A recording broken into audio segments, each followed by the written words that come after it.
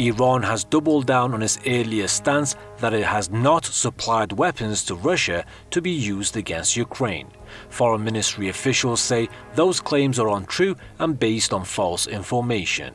Tehran says the accusations are part of a propaganda campaign by the West to stoke tensions with Iran. The accusations against Iran have been leveled by Ukraine and its Western backers.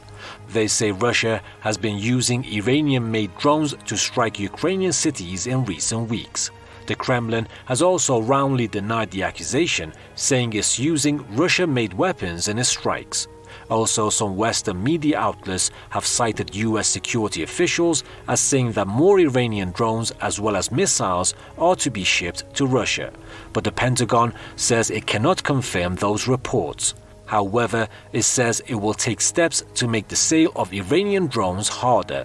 Ukraine has also threatened to cut diplomatic ties with Iran, but Tehran says it holds a neutral stance and believes dialogue is the best way to end the war. Iran has invariably stressed the need for respect for various countries' sovereignty, independence, and territorial integrity, including Ukraine, based on the principles of the United Nations Charter.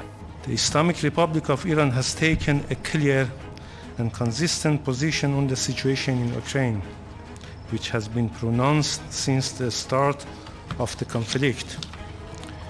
The Islamic Republic of Iran has always emphasized that all UN members must fully respect the purpose and principles enshrined in the United Nations Charter as well as applicable international law.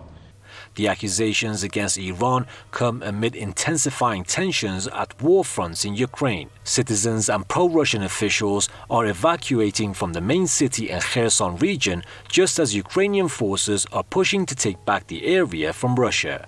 Over 60,000 people will be evacuated within the next 6 days.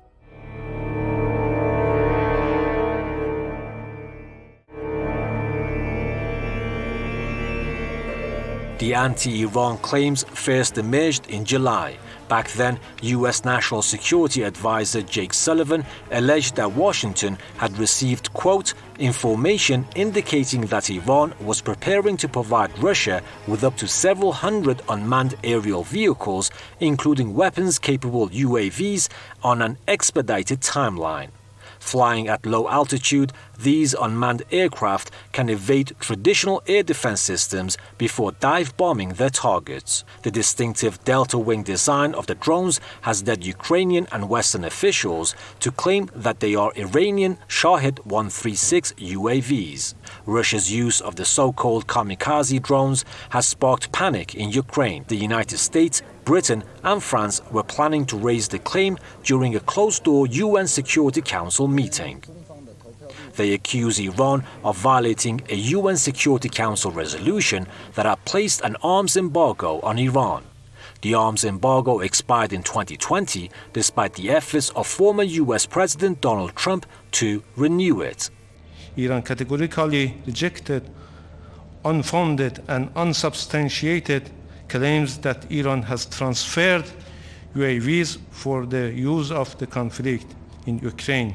It is recently disappointing that to pursue their political agenda, these states are trying to launch a disinformation campaign against Iran.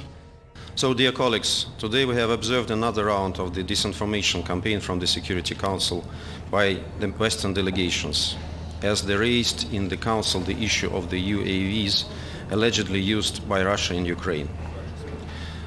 The aim of our Western colleagues is clear. They attempt to hit two targets at once, inventing an artificial pretext to put pressure on Russia and on Iran.